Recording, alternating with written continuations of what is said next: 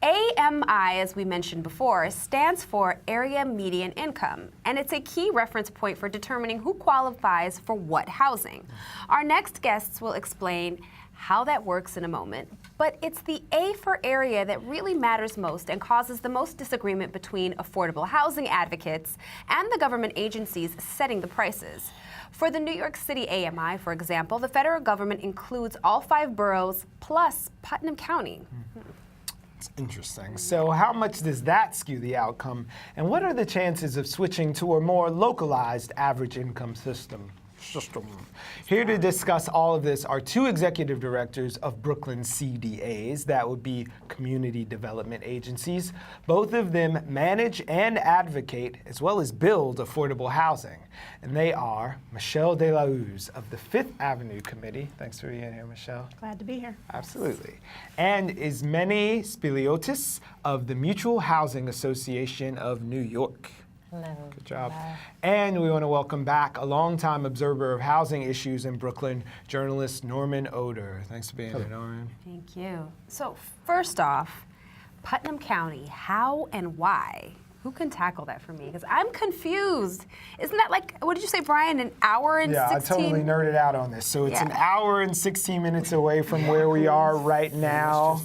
So I'm confused. The 7th most affluent county in America in 2012. Population, 99,000, my final figure. The average median income there is about 95,000 for a family, and for a household, it's 84,000. So help us Those out. are our last numbers. So that doesn't sound like a lot of places in our hood. No. So the U.S. Department of Housing and Urban Development is who determines what AMI is and what is considered to be included within a metropolitan area. And it used to be that the AMI for the New York area actually included other parts of Long Island and additional counties in Westchester County. So the fact that it's only Putnam now is a recent change. And you know, honestly, it's almost like a distracting part of the conversation, because even though that is what is used to determine levels of affordability in terms of financing of affordable housing in New York City, it's really, it's distracting, because what's most important is really to focus on what is the area median income in the various neighborhoods, and then trying to build to the AMI levels within that neighborhood, as opposed to figuring out why the federal government did what they did when they determined, you know, to include Putnam or not to include Putnam. So it's like a gerrymandering thing. Yeah, it's troublesome. And just one nomenclature, just because you actually said, Brian, average median income, Okay. and that's a common area. and it's meaning, we were talking about that. Median means The middle. The middle. So it's really actually, it's quite, it's really, so it, literally the median income means that half of the population makes more than that number, and half the population makes less than that number. Yeah, so somebody's messing up the curve, like in the high school history test. Seriously. Like they're all the way there. Right. So and it matters, because if the average would fall in a different place, and so we spend a lot of time, you know, explaining this to folks. So just to piggyback, and then I think we can then go from there to what Michelle was saying. So let's just say, so right now the area median income for New York City, that includes Putnam, it just came out. The new 86.3. Okay, it's $86,300 for a family of 4. Okay. In the middle. In the Exactly. middle. Okay, exactly. Okay, which means that half the families of 4 in New York. In New York City and Putnam, in whatever is the area, okay, make more than $86,400, and half the families of 4 make less than $86,400. Gotcha. Okay, for 300. Okay, so that's that number.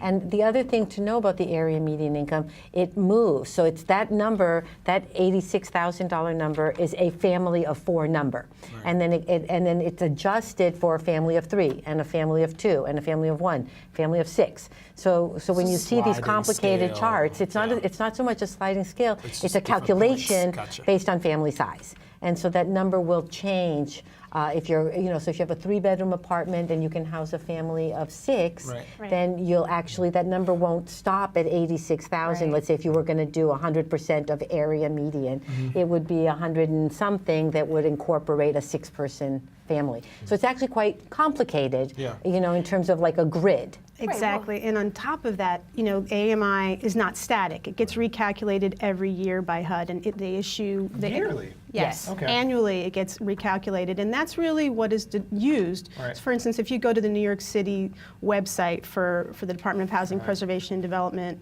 or the Housing Development Corporation, they'll publish the information on an annual basis about what is the AMI that they're using to then calculate, all the levels of affordability of housing. Okay, so then let me ask this, because most people watching, our experience with that chart is when someone posts something on social media, like, hey, there are apartments available. Right. Exactly. So the first thing what we do is we run over there and we see, do I fit into this? And Exactly. sometimes it's like, so low that you could never qualify. And other times it's really high and you're like, maybe I'm just shy of it or I would barely be scraping by. So how are there these huge discrepancies? I'm confused, just as a layperson. So Well, just one piece of rhetoric, which is affordable is a word that covers a lot of ground. We've Yes. talked about that. I really love to see people use the term income linked because you're paying 30% of your Income linked. Yeah, you're paying 30% of your low income, you're paying 30% of your middle or moderate Gotcha. income.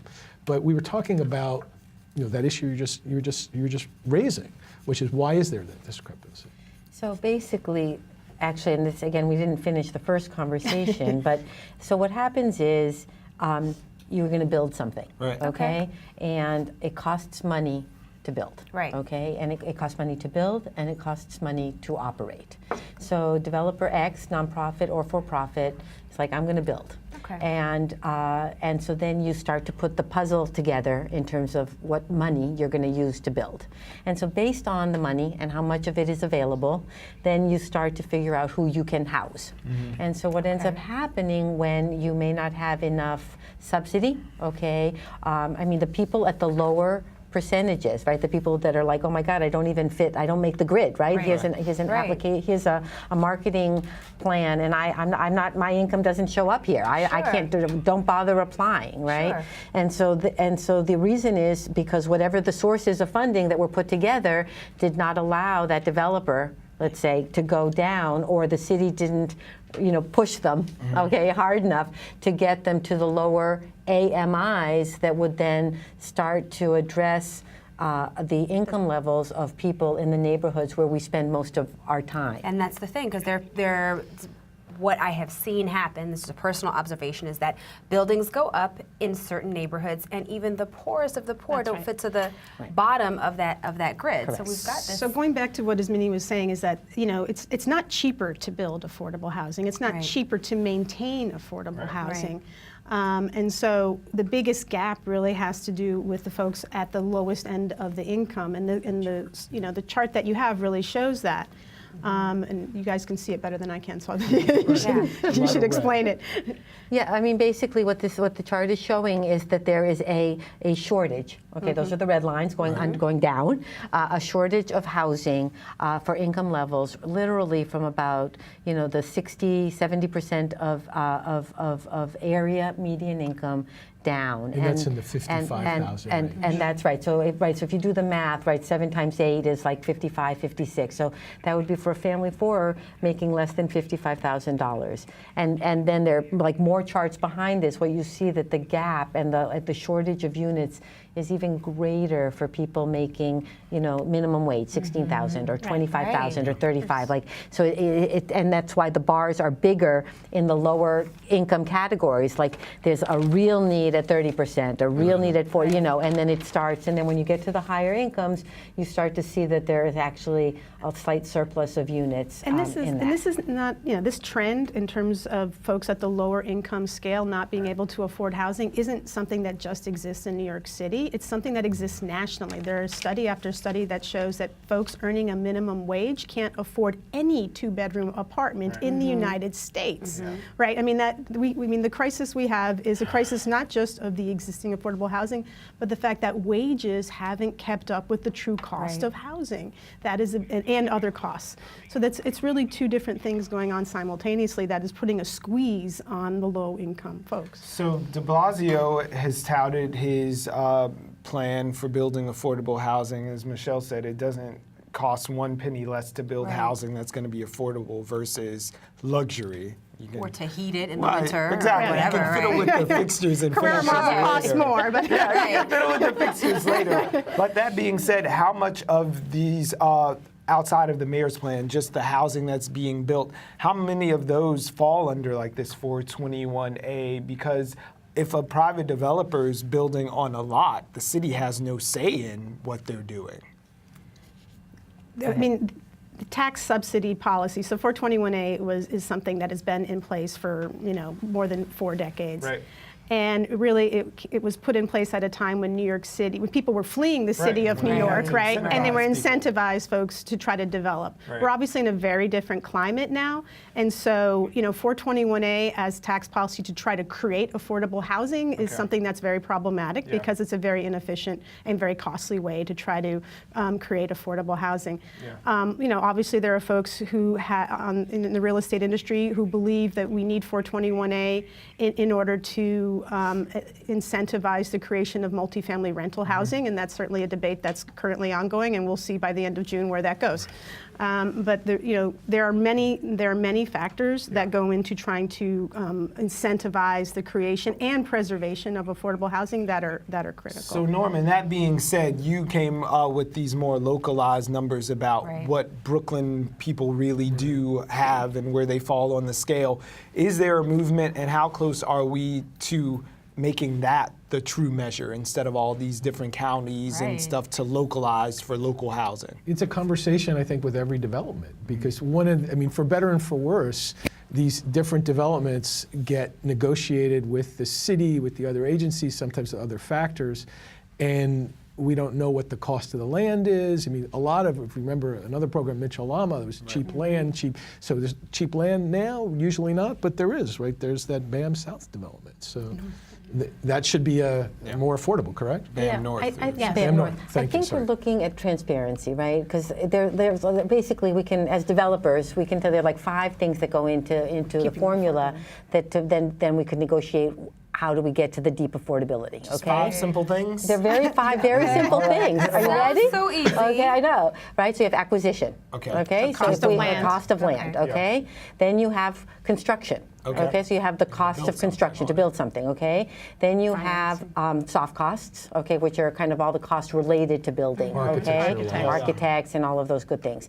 Then you have your developer fee. Okay. And then you have your return on equity, which means when I put money in, I want a return on my money, okay? And very American of you. what percentage of that should it be? Really, should it be a double-digit number? Should it be a single-digit number, right? So all of these numbers are in the formula. So in terms of the And total there is a cost of difference development. sometimes between nonprofit and for-profit Absolutely. developers. no, absolutely, Absolutely. always. Thank you, Dividing, right? thank you. We take our money, reinvest it into the affordability or Right mission. back into the community. I mean, here's the thing. If we can just bring it back to the AMI, which Sure. is something Right. that baffles me ongoingly. We've got a little chart here that shows the difference between the HUD Metro AMI back in 2000 and the actual Brooklyn median income. Yep. Back in 2000, Same year. same year. It seems like we were still $20,000 off, which is a lot. But that gap is wide. Fast forward to 2014. Nearly double. It's nearly doubled. How do we address that? That's scary because that'll make it feel like, Everything is not just AMI, it's the percentage of AMI. So Right. we're talking about the four-person household with 100% of AMI, Right. but you have projects that go up to 160, 180, and go down to 50, 40, 30. So again, each building is potentially a negotiation. So so basically, to use the chart as an Yes. example, right? So Yeah. if we wanted to build to Brooklyn's AMI, we would basically have to be building between 60% of AMI and less in order to meet the affordability needs in Brooklyn when we build affordable housing. But that's extremely challenging, Yeah. I right? can imagine. Because it's costly. Again, it doesn't cost less to build. house a lower income Right. person Yeah. or to maintain the property. Right. So, the challenge for government is how do we do that? Right. And so there's this cross-subsidy strategy where the higher income folks, whether it's on the market rate side or a higher income, quote unquote, affordable, Subsidized. subsidized folks are helping to cross-subsidize the lower income folks. So, but we could say there's a moratorium, we have to always build at the AMI levels in the neighborhoods, and that would certainly help address some of the needs. Some. But there's still a gap in terms of subsidy dollars in order to make it happen. We literally have about 40 seconds left, so I'm going to ask, like, I was looking at these charts and numbers last night, and I always knew I didn't have money, but I was surprised to find out how technically poor I am. So I wondered if there is a database or somewhere where we could direct people to go to so they could see the reality of the situation and find out where they are on the scale. Is If you there like dare. a central There's a couple clearinghouse? different places. I mean, Yeah. honestly, the NewYorkCity.gov website and go to the HPD thing. Okay. A portion of that's extremely helpful. The plan for affordable housing for the 5 boroughs is actually quite detailed in the research that it provides. And looking back, it's extremely helpful. NYU Furman Center has a lot of information. And if you want something that I think is maybe less political speak or policy speak, the Center for Urban Pedagogy website. Love them. Yeah, Yeah. we love them too. Is really helpful in kind of breaking down a lot of this nomenclature to something Awesome. accessible. And organizers. And Norman's blog is really Right, great. and organizations are out in the neighborhoods educating people, like literally from the Bronx to Staten Island to East New York.